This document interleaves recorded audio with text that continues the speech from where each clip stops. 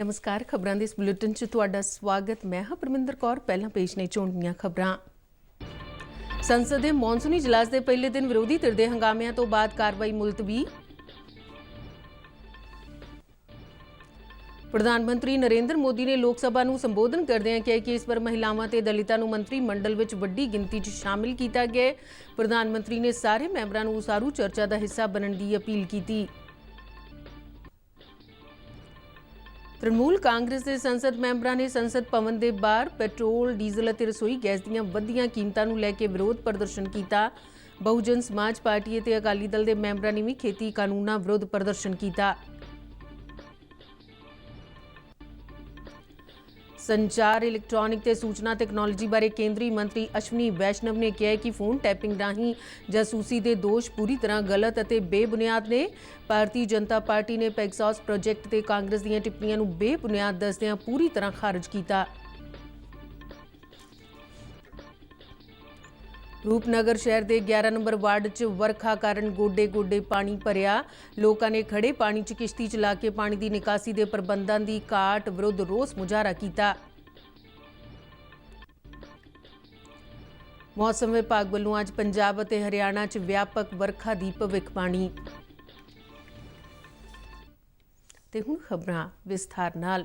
संसद के मॉनसूनी इजलास के पहले दिन विरोधी धिर के हंगामिਆਂ नाल शुरू होया। इजलास शुरू ਹੁੰਦਿਆਂ ही विरोधी धिर के हंगामे तो बाद दोहां सदनां की पहले दिन की कार्रवाई दिन भर लई मुलतवी कर दी गई। इस तो पहला महंगाई ते किसानां के मुद्दिਆਂ समेत ਵੱਖ-ਵੱਖ मुद्दिਆਂ ਨੂੰ ਲੈ के दोहां सदनां की कार्रवाई बार-बार मुलतवी करनी पई। लोक सभा की कार्रवाई दोपहर बाद 3:30 बजे शुरू ਹੁੰਦਿਆਂ ही कांग्रेस, तृणमूल कांग्रेस, DMK ते होर सियासी पार्टियां के आगुआं ने रौला रप्पा शुरू कर दिता। संसदीय मामलों बारे केंद्रीय मंत्री प्रहलाद जोशी ने कहा कि सरकार किसी भी मुद्दे ते चर्चा लई तैयार है।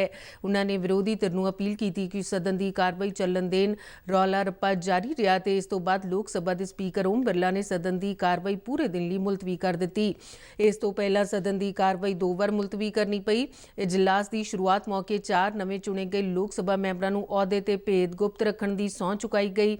इस दौरान सदन वालों विछड़ियां शख्सियतां नूं श्रद्धांजलि भेंट की गई। इस उपरंत प्रधानमंत्री नरेंद्र मोदी ने सदन नाल मंत्री मंडल के नवे मंत्रियों संबंधी जानकारी सांझी करदिआं कहा कि इस बार मंत्री मंडल विच महिलावां, दलितां ते कमजोर वर्ग तो मंत्रियों नूं शामिल किया गया है। उन्होंने आख्या कि इन्हां वर्गां दे लोकां दा मंत्री मंडल विच शामिल होना कईयां नूं रास नहीं आ रहा। सभा की कार्रवाई जो किसान परिवार से है, ग्रामीण परिवेश के हैं, सामाजिक आर्थिक रूप से पिछड़े वर्ग से है, ओबीसी समाज से है, बहुत बड़ी मात्रा में उनको मंत्री परिषद में मौका मिला, उनका परिचय करने का आनंद होता। हर बैंक पर से बैंक को थपथपा करके उनका गौरव किया गया होता। लेकिन शायद देश के दलित मंत्री बने, देश की महिला मंत्री बने, देश के ओबीसी मंत्री बने, देश के किसानों के बेटे मंत्री बने, ये बात कुछ लोगों को राज नहीं आती है और इसलिए प्रधानमंत्री के संबोधन दौरान विरोधी धिर वालों वार-वार रौला रप्पा पाया गया, जबकि लोक सभा स्पीकर ओम बिरला ने विरोधी पार्टियों को मर्यादा अनुसार सदन की कार्रवाई में चलन की अपील की। इस दौरान रखिया मंत्री राजनाथ सिंह ने सदन में संबोधन करदे कहा कि लोक सभा की कार्रवाई मर्यादा अनुसार चलनी चाहिए है। इसलिए सत्ता धिर और विरोधी धिर की बराबर की जिम्मेवारी बनती है। उन्होंने आख्या कि प्रधानमंत्री वालों मंत्री मंडल के विस्तार संबंधी सदन नाल जानकारी सांझी करन मौके रौला रप्पा पाया जाना मंदभागा है और वह पहली बार अपने 24 साल के संसदीय कार्यकाल दौरान अजिहा देख रहे हैं। प्रधानमंत्री रहा हो, यदि वो अपने मंत्रिमंडल का विस्तार करता है तो चाहे एक मंत्री का शपथ ग्रहण हुआ हो या 50 मंत्रियों का शपथ ग्रहण हुआ हो, बराबर वह प्रधानमंत्री संसद में आकर सबसे पहले सदन की कार्रवाई प्रारंभ होते ही अपने मंत्रिमंडल के सभी सदस्यों का परिचय कराता है और पूरा सदन शांतिपूर्वक से प्रधानमंत्री की बात सुनता है और सभी जितने भी मंत्रीगण होते हैं उनका परिचय हासिल करता है। यह एक हेल्दी ट्रेडिशन यहाँ का रहा है। लेकिन मैंने पहली बार अपने 24 वर्षों के संसदीय जीवन में यह देखा है कि इस परंपरा को इस बार संसद में तोड़ा गया है। अध्यक्ष ਇਸ ਤੋਂ ਪਹਿਲਾਂ ਪ੍ਰਧਾਨ ਮੰਤਰੀ ਨਰਿੰਦਰ ਮੋਦੀ ਨੇ ਕਿਹਾ ਕਿ ਸਰਕਾਰ ਸੰਸਦ ਦੇ ਮੌਨਸੂਨੀ ਇਜਲਾਸ ਦੌਰਾਨ ਅਰਥ ਭਰਪੂਰ ਵਿਚਾਰ ਵਟਾਂਦਰੇ ਅਤੇ ਸਾਰੇ ਸਵਾਲਾਂ ਦਾ ਜਵਾਬ ਦੇਣ ਲਈ ਤਿਆਰ ਹੈ। ਪੱਤਰਕਾਰਾਂ ਨਾਲ ਗੱਲਬਾਤ ਕਰਦਿਆਂ ਪ੍ਰਧਾਨ ਮੰਤਰੀ ਨੇ ਸਾਰੇ ਸੰਸਦ ਮੈਂਬਰਾਂ ਅਤੇ ਸਿਆਸੀ ਪਾਰਟੀਆਂ ਨੂੰ ਦੋਵਾਂ ਸਦਨਾਂ ਸਭ ਤੋਂ ਮੁਸ਼ਕਿਲ ਤੇ ਤਿੱਖੇ ਸਵਾਲ ਪੁੱਛਣ ਲਈ ਆਖਿਆ। ਉਹਨਾਂ ਨੇ ਸਾਰਿਆਂ ਨੂੰ ਕੋਵਿਡ प्रोटोकॉल की पालना च सहयोग देने की अपील की। ये पैंडेमिक ऐसी महामारी है जो पूरे विश्व को अपनी चपेट में लिया हुआ है, पूरी मानव जात को अपनी चपेट में लिया हुआ है और इसलिए हम चाहते हैं कि संसद में भी इस पैंडेमिक के संबंध में सार्थक चर्चा हो, सबसे प्राथमिकता देते हुए इसकी चर्चा हो। इस दौरान केरल तो चुने गए मैंबर अब्दुल वहाब नूं राज सभा मैंबर वजों सौं चुकाई गई। इस उपरंत सदन वल्लों मिल्खा सिंह सने विछड़ियां शख्सियतां नूं श्रद्धांजलि दित्ती गई। सदन के चेयरमैन एम वेंकैया नायडू वल्लों राज सभा की कार्रवाई 1 घंटे लई मुलतवी की गई। संसद के मॉनसूनी इजलास के पहले दिन तृणमूल कांग्रेस के संसद मैंबरों ने संसद भवन के बाहर पेट्रोल डीजल और रसोई गैस दी वधियां कीमतां नूं लैके विरोध प्रदर्शन किया। इन्हां मैंबरों ने संसद कंपलैक्स विच नारेबाजी भी की। उधर बहुजन समाज पार्टी और अकाली दल के मैंबरों ने भी खेती कानूनों विरुद्ध प्रदर्शन किया।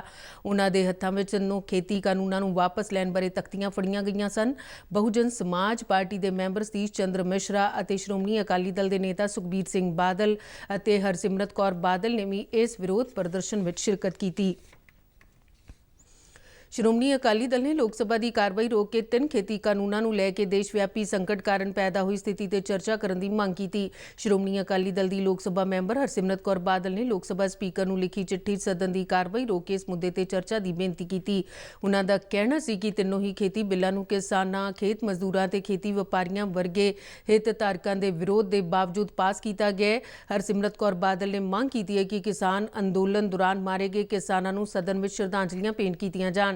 उन्होंने कहा कि तीनों खेती कानून संघवाद की भावना के उलट लियाते गए क्यों जो साडे संविधान निर्मातावां ने खेती नूं सूबे के विषय की श्रेणी च रखिया सी।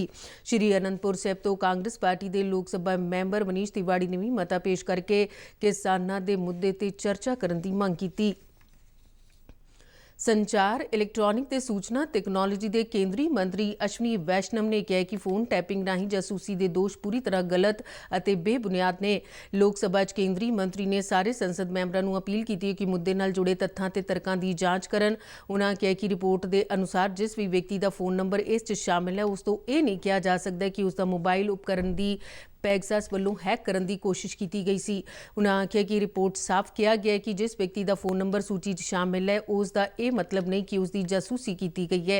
इस दौरान भारतीय जनता पार्टी ने पैगसास प्रोजेक्ट से कांग्रेस दी टिप्पणियां नूं बेबुनियाद दसदियां पूरी तरह खारिज कर दिता है। भारतीय जनता पार्टी के सीनियर नेता रवि शंकर प्रसाद ने नवी दिल्ली पत्रकारों को दस्सिया कि पिछले 50 सालों तो वध समय तक देश में शासन चलाने वाली कांग्रेस का यह नवां पैंतड़ा है। रवि शंकर प्रसाद ने कहा कि इस गल तो कोई इनकार नहीं कर सकता कि एमएनएसटी वर्गियां संस्थावां कई तरह नाल भारत विरोधी एजेंडा चला रही ने। केंद्रीय कैबिनेट मंत्री और सीनियर भाजपा आगू मुख्तार अब्बास नकवी नूं राज सभा सदन का उप नेता लगाया गया। यह अहुदा केंद्रीय मंत्री पीयूष गोयल नूं पिछले हफ्ते राज सभा सदन का नेता चुने जाण मगरों खाली होया सी। मुख्तार अब्बास नकवी कोल घट गिनती मंत्रालय का जिम्मा भी है। उन्होंने संसदीय मामलों बारे व्यापक और विस्तारत ज्ञान और वख-वख सियासी पार्टियों नाल सुखावे संबंधां लई जाणिया जांदा है। मुख्तार अब्बास नकवी नरेंद्र मोदी की अगवाई वाली पहली एनडीए सरकार में संसदीय मामलों बारे राज मंत्री सन। पिछले महीने केंद्रीय मंत्री थावर चंद गहलोत नूं कर्नाटक का राज्यपाल नियुक्त किया गया सी। थावर चंद गहलोत राज सभा सदन के नेता सन। केंद्रीय सिक्ख्या मंत्रालय के उच्च सिक्ख्या विभाग ने देश के लेखकों की विश्व पद्धर ते पछाण बनाउण अते देश च पढ़न लिखण ते पुस्तक सभ्याचार नूं उत्साहित करने वास्ते 30 साल तो घੱਟ उम्र के उभरे लेखकों नूं सिखलाई देण लई प्रधानमंत्री की सरपरस्ती वाले युवा योजना शुरू की है। ये योजना इस साल 29 मई नूं शुरू की गई सी। ये योजना प्रधानमंत्री वालों 31 जनवरी नूं मन की बात प्रोग्राम दौरान भारत के सुतंत्रता संग्राम बारे लिखण लई युवा लेखकों नूं उत्साहित करने लई पेश की गई परिकल्पना मुताबिक है। ये योजना उन्हां लेखकों की लहर तैयार करेगी जो भारतीय विरासत सभ्याचार ते ज्ञान नूं अगे वधाउण नाल संबंधित अनेकां विषयां ते लिख सकते हैं। सिक्ख्या मंत्रालय तहत नैशनल बुक ट्रस्ट इस योजना नूं पड़ाववार ढंग नाल लागू करना यकीनी बनाएगा।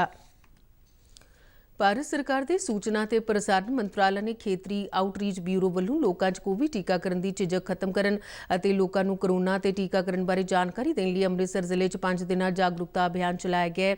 ਅੰਤਿਮ ਦਿਨ ਵਿਭਾਗ ਦੇ ਅਧਿਕਾਰੀਆਂ ਤੇ ਕਰਮਚਾਰੀਆਂ ਨੇ ਅੰਮ੍ਰਿਤਸਰ ਅਤੇ ਇਸ ਦੇ ਨੇੜਲੇ ਇਲਾਕਿਆਂ ਦੇ ਲੋਕਾਂ ਨੂੰ ਮੋਬਾਈਲ ਵੈਨ ਰਾਹੀਂ ਮੁਫਤ ਟੀਕਾਕਰਨ ਬਾਰੇ ਜਾਣਕਾਰੀ ਦਿੱਤੀ। Lohgarh gate, railway colony, Chheharta, Putlighar, Narayangarh, Noor Shah colony, GNDU road, Kabir park, Guru Gobind Singh Nagar ਅਤੇ ਗੋਲਡਨ ਐਵਨਿਊ ਸਣੇ ਹੋਰਨਾਂ ਇਲਾਕਿਆਂ 'ਚ ਲੋਕਾਂ ਨੂੰ ਜਾਗਰੂਕ ਕੀਤਾ ਗਿਆ ਅਤੇ ਉਹਨਾਂ ਦੇ ਸਵਾਲਾਂ ਦੇ ਤਸੱਲੀ ਬਖਸ਼ ਜਵਾਬ ਦੇ ਕੇ ਕਈ ਤਰ੍ਹਾਂ ਦੇ ਸ਼ੰਕੇ ਦੂਰ ਕੀਤੇ ਗਏ। ਇਸ ਦੌਰਾਨ ਬਿਨਾਂ ਮਾਸਕ ਬਾਜ਼ਾਰਾਂ ਤੇ ਸੜਕਾਂ ਤੇ ਘੁੰਮ ਰਹੇ ਲੋਕਾਂ ਨੂੰ ਮਾਸਕ ਅਤੇ ਪੈਂਪਲੇਟ ਵੀ ਵੰਡੇ ਗਏ।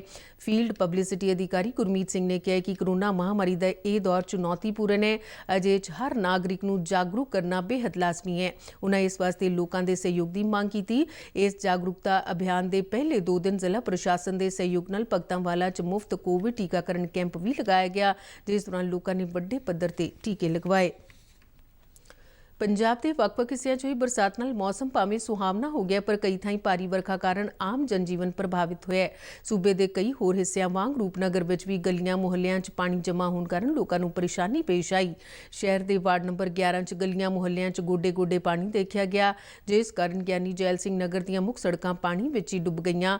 ਥਾਂ-ਥਾਂ ਖੜੇ ਪਾਣੀ ਨਾਲ ਪਾਣੀ ਦੀ ਨਿਕਾਸੀ ਦੇ ਪ੍ਰਬੰਧਾਂ ਦੀ ਪੋਲ ਖੁੱਲ੍ਹਦੀ ਨਜ਼ਰ ਆਈ।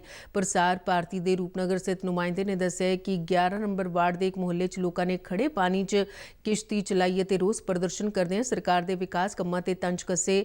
ਪ੍ਰਦਰਸ਼ਨਕਾਰੀ ਰਣਜੀਤ ਸਿੰਘ ਅਤੇ ਕੁਲਦੀਪ ਸਿੰਘ ਨੇ ਕਿਹਾ ਕਿ ਬਰਸਾਤ ਕਾਰਨ ਗਲੀਆਂ ਮੁਹੱਲਿਆਂ 'ਚ ਗੋਡੇ-ਗੋਡੇ ਪਾਣੀ ਖੜਾ ਹੈ, ਜਿਸ ਕਾਰਨ ਲੋਕਾਂ ਦਾ ਘਰੋਂ ਨਿਕਲਣਾ ਮੁਸ਼ਕਿਲ ਹੋ ਗਿਆ ਹੈ। ਉਹਨਾਂ ਰੂਪਨਗਰ ਸ਼ਹਿਰ ਵਿੱਚ ਬਰਸਾਤੀ ਪਾਣੀ ਦੀ ਨਿਕਾਸੀ ਅਤੇ ਸੀਵਰੇਜ ਦੇ ਨਿਕਾਸ ਅਤੇ ਉਚਿਤ ਪ੍ਰਬੰਧਾਂ ਦੀ ਘਾਟ ਵਿੱਚ ਸਰਕਾਰ ਦਾ ਧਿਆਨ ਦਿਵਾਇਆ। ਨਾ ਤਾਂ ਅਚਾਨਕ ਇਹ ਜਿਹੜੀ ਕਲੋਨੀ ਵਸੀ ਆ, ਨਾ ਅਚਾਨਕ ਮੀਂਹ ਪਿਆ। ਇਹ ਲੋਕ ਪਿਛਲੇ 25 ਸਾਲ ਤੋਂ ਹੀ ਸੰਤਾਪ ਭੋਗ ਰਹੇ ਆ। ਇੱਥੇ 10 ਸਾਲ ਅਕਾਲੀ ਰਾਜ ਕਰਕੇ ਚਲੇ ਗਏ, ਲੇਕਿਨ ਉਹ ਤੋਂ ਬਾਅਦ 5 ਸਾਲ ਦੇ ਕਰੀਬ ਇਹ ਕਾਂਗਰਸ ਸਰਕਾਰ ਨੂੰ ਹੋ ਗਏ। ਅਸੀਂ ਅੱਜ ਕਿਸ਼ਤੀ ਲੈ ਕੇ ਕਹਿ ਰਹੇ ਲੋਕਾਂ ਨੂੰ ਕਿ ਜਿਹੜੀ ਹੋਣੀ ਸੀ ਤਰੱਕੀ ਉਹਦੀ ਪਿਛਲੀ ਗੱਲ ਨਹੀਂ ਇਹਨਾਂ ਨੇ ਦੱਸੀ, ਆਹ ਹੋਈ ਹੈ ਤਰੱਕੀ। ਅੱਜ ਲੋਕ ਇੱਥੇ ਆਪਣੇ ਘਰ ਤੋਂ ਲਗਭਗ 4 ਫੁੱਟ ਦੇ ਕਰੀਬ ਲੋਕਾਂ ਦੇ ਘਰਾਂ ਮੂਹਰਾ ਪਾਣੀ ਖੜਾ ਹੈ। ਪੂਰੀ ਕਲੋਨੀ ਇਹ ਘੱਟੋ ਘੱਟ 3000 ਘਰ ਨੇ ਇੱਥੇ। ਮਹੱਲੇ ਦੀ ਇਹ 25 ਸਾਲ ਤੋਂ ਹੀ ਇਹ ਹਾਲਤ ਹੈ। ਜਦੇ ਅਸੀਂ ਆਏ ਜਦੇ ਇਹੀ ਹਾਲ ਦੇਖ ਰਹੇ ਹਾਂ ਜੀ ਪਾਣੀ ਦਾ। 70 ਸਾਲ ਹੋ ਗਏ, 75 ਸਾਲ ਹੋ ਗਏ ਦੇਸ਼ ਆਜ਼ਾਦ ਹੋਏ ਨੂੰ। ਹੁਣ ਤੱਕ ਸਾਨੂੰ ਲੀਡਰਾਂ ਨੇ ਗਲੀਆਂ ਨਾਲੀਆਂ ਵਿੱਚ ਰੋਲਿਆ ਹੋਇਆ। ਤਰੱਕੀ ਤਾਂ ਬਹੁਤ ਦੂਰ ਦੀ ਗੱਲ ਹੈ ਜੀ। ਉਰੇ ਨਾ ਸਾਨੂੰ ਪਾਣੀ ਪੀਣ ਦਾ ਚੱਜ ਦਾ ਮਿਲਦਾ, ਬਾਕੀ ਇਹ ਪਾਣੀ ਦਾ ਤੁਸੀਂ ਹਾਲ ਦੇਖ ਹੀ ਲਿਆ ਜੀ ਕਿਆ ਹਾਲ ਹੋਇਆ।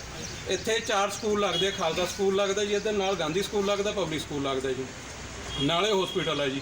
ਜੇ ਐਮਰਜੈਂਸੀ ਕਿਸੇ ਨੂੰ ਜਾਣਾ ਪੈ ਜਾਵੇ ਹਸਪੀਟਲ ਜਾਂ ਇੱਧਰ ਜਾਣਾ ਪੈ ਜਾਵੇ, ਸਕੂਲਾਂ ਵਿੱਚ ਬੱਚਿਆਂ ਨੂੰ ਜਾਣਾ ਪੈ ਜਾਵੇ, ਤਾਂ ਉਹ ਜਾਊਗੇ ਕਿਵੇਂ ਜੀ? ਵਿਚਾਰੇ ਐਨ ਗਿੱਲੇ ਹੋ ਕੇ ਜਾਂਦੇ ਉਰੇ, ਤੇ ਅਧਿਆਪਕ ਵੀ ਗਿਰ ਜਾਂਦੇ ਕਈ ਵਾਰ ਉਰੇ, ਬੱਚੇ ਵੀ ਗਿਰ ਕੇ ਜਾਂਦੇ ਉਰੇ ਪਾਣੀ 'ਚ। ਕੋਈ ਕਿੰਨੀ ਵਾਰ ਕਹਿ ਕੇ ਦੇਖ ਲਿਆ ਸਰਕਾਰਾਂ ਨੂੰ, ਕਿਸੇ ਨੇ ਹੱਲ ਨਹੀਂ ਕੱਢਿਆ ਹੁਣ ਤੱਕ ਸਾਡਾ ਜੀ। ਅਸੀਂ ਕੈਪਟਨ ਸਰਕਾਰ ਔਰ ਬਾਦਲ ਸਰਕਾਰ ਤੇ ਬਹੁਤ ਦੁਖੀ ਹਾਂ ਜੀ। ਬਾਦਲਾਂ ਦਾ ਵਿਕਾਸ ਕਰਿਆ ਵਾ ਦੇਖ ਲਓ। ਕੈਪਟਨ ਕਹਿ ਰਿਹਾ ਸੀ ਕਿ ਇੰਨੇ ਆਪਣਾ, ਬਾਦਲ ਕਹਿ ਰਹੇ ਸੀ ਕਿ ਮੈਂ ਕੈਲੀਫੋਰਨੀਆ ਬਣਾ ਦੂੰਗਾ, ਕੈਲੀਫੋਰਨੀਆ ਬਣਾਇਆ ਵਾ ਦੇਖ ਲਓ ਜੀ ਬਾਦਲਾਂ ਦਾ। ਚੀਮਾ ਸਾਹਿਬ ਦਾ ਕੈਲੀਫੋਰਨੀਆ ਦੇਖ ਲਓ ਜੀ, ਜਿਨ੍ਹਾਂ ਨੇ ਇੰਨਾ ਕਰੋੜ ਰੁਪਇਆ ਲੈ ਕੇ ਆਂਦਾ, ਕਿੱਥੇ ਲੱਗਿਆ ਵਾ ਦਿਖਦਾ ਤਾਂ ਹੈ ਨਹੀਂ ਸਾਨੂੰ। ਮੌਸਮ।